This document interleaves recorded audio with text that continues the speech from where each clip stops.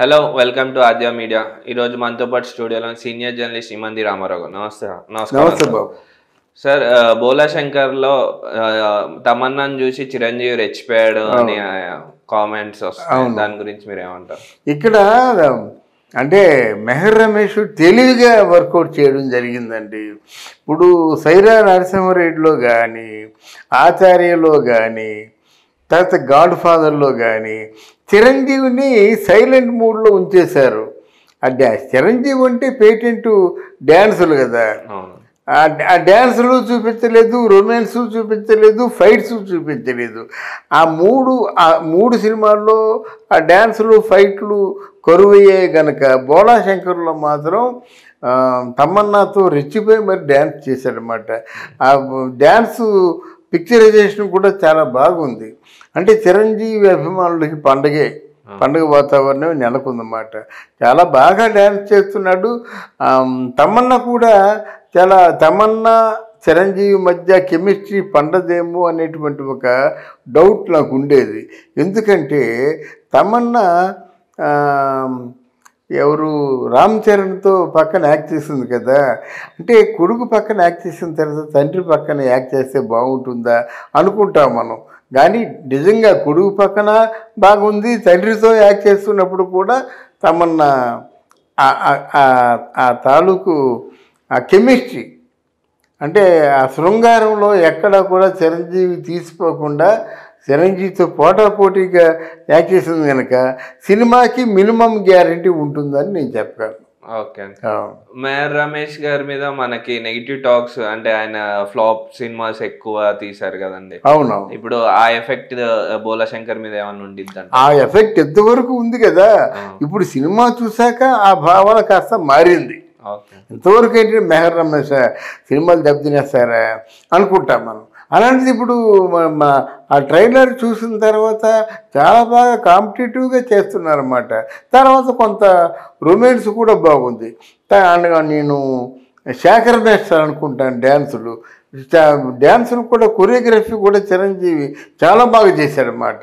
అంటే కుర్రగారిని పిచ్చెక్కించే పద్ధతిలో డ్యాన్సులు చేశారన్నమాట. మరి ఇవన్నీ ప్లస్ పాయింట్లు అవుతాయి కదా. అంటే అంతకుముందు సినిమాల్లో ఏమిటా ఎలా చేశారు, సినిమాని చెడగొట్టేశాడరా అనుకున్నటువంటి మెహర్ రమేష్ ఈ సినిమాకి ప్రాణం పోశాడన్నమాట. సినిమా డెఫినెట్గా నాకున్న అనుభవం ప్రకారంగా సినిమా డెఫినెట్గా డిసప్పాయింట్ చేయదు, యావరేజ్ అవుతుంది. ఈ సినిమాతో చిరంజీవి గారు మళ్ళీ బ్యాక్ టు ఫిలిమ్స్, అంటే పాత క్రేజ్ని సంపాదించుకోగలుగుతారంటారా? డ్యాన్సులు మళ్ళీ చేస్తున్నాడు కదా. పాత క్రేజ్ అంటే ఇది పెద్ద క్రేజ్ ఏం కాదండి. ఇప్పుడు నాగేశ్వర అయితే 60-70 సంవత్సరాల్లో కూడా డ్యాన్సులు చేశారు కదా.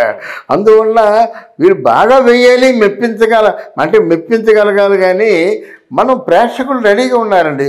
మరి ఈ సినిమా నాకే ఒక థ్రిల్లింగ్గా అనిపించింది.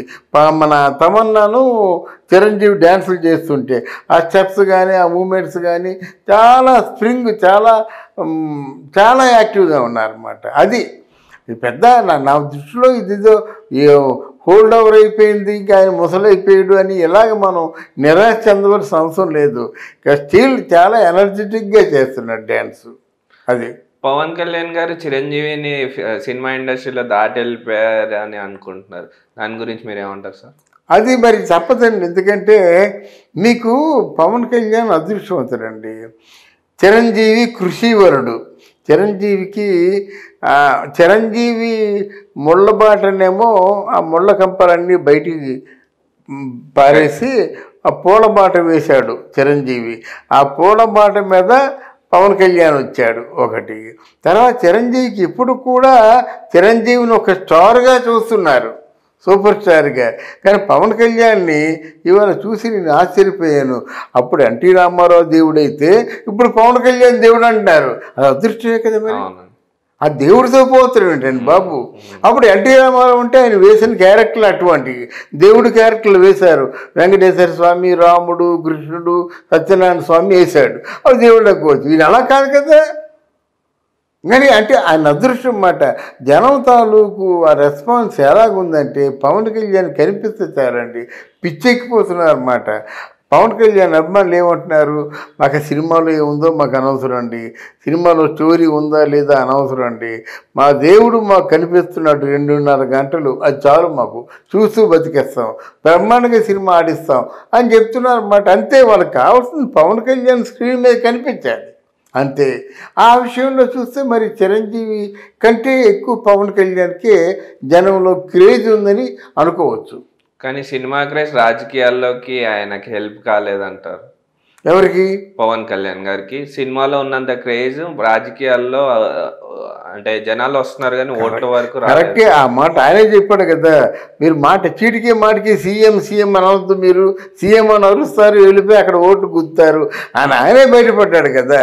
కానీ లాస్ట్ టైం జరిగే ఎలక్షన్స్ మనం పరిగణలో తీసుకోకూడదు, ఈసారి జరిగే ఎలక్షన్స్ మాత్రం తప్పకుండా పరిగణలో తీసుకోవాలి.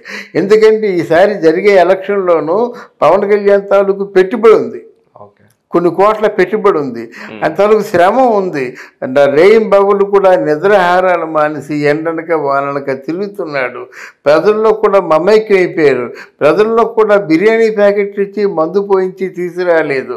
ఎవరి మట్టుకు వాళ్ళు స్వచ్ఛందంగా పవన్ కళ్యాణ్తో కలిసి ఉందామరా, ఈ బిడ్డ పాపం చాలా కష్టపడుతున్నాడు ప్రజల కోసం, ఈ బిడ్డను మనం బతికించుకుందాం, బిడ్డను మనం గెలిపించుకుందాం అనేటువంటి ఒక పట్టుదల ప్రజల్లో వచ్చింది కనుక ఈ ఎలక్షన్స్ మనం పరిగణలో తీసుకోవాలి. ఎందుకంటే అప్పుడు పవన్ కళ్యాణ్ కూడా రాజకీయాలు అంతగా తెలియదు. అంటే ప్రజల్లో ఒక మార్పు తీసుకొద్దాం, సొసైటీలో ఒక మార్పు తీసుకొద్దాం అన్న ఆలోచనే తప్ప ఇప్పుడు పవన్ కళ్యాణ్ ఓపెన్గా మాట్లాడినట్టుగా అప్పుడు మాట్లాడలేదు కదా. ఇప్పుడు కదా అవతల జగన్మోహన్ రెడ్డి లాంటి నాయకుడిని పట్టుకొని సన్నాసులారా ఎదవులారా అంటూ చెప్పు చూపించడం అంటే చిన్న విషయం కాదు కదా. ఒకటే అంటున్నాడు, నేను ఎప్పుడైతే రాజకీయాల్లోకి వచ్చానో అప్పుడే నేను మా అమ్మకు పుట్టలేదు అనుకున్నాను, నేను అప్పుడే నా ప్రాణాలు తెగించున్నాను, కమాన్ ఎవడైనా సరే సింగిల్గా వచ్చినట్టయితే ఎవడైనా సరే కమాన్ చూసుకుందాం అనేటువంటి పరిస్థితి రావడం అంటే అంటే ప్రాణాలకు తెగించేశాడనమాట.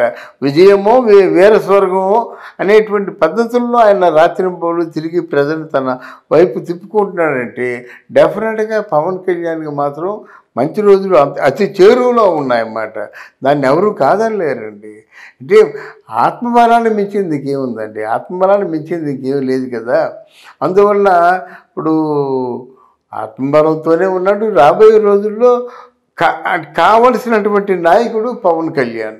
అంటే ఇట్లాంటి కలేజా ఉన్నటువంటి నాయకుడు కావాలి ప్రజల నుంచి, ప్రజల మధ్యలోంచి అలాంటి నాయకుడు పుట్టినట్టయితే వాళ్ళు అనుకున్న విధంగా పరిపాలన సాగిస్తారన్నమాట. Okay, thank you sir. Thank you.